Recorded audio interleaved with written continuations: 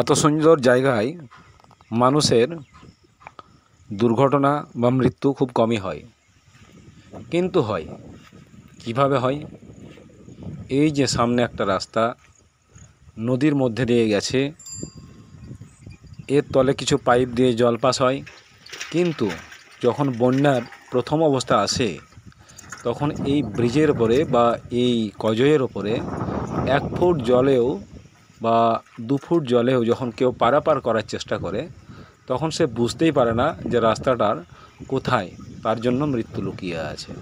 এমনিতে প্রতিদিনই যাওয়া আসা করে, কিন্তু যখন জল যাওয়া আসা করে তখন এই মৃত্যু ফাঁদেই তার মৃত্যু হয়। এইভাবেই ঘটেছিল এই গ্রামেরই এক যুবকের অস্বাভাবিক মৃত্যু, যা সে কখনো কল্পনাও করেনি যা সেদিন কাজ করতে গিয়ে তার আর বাড়ি ফেরা হবে না।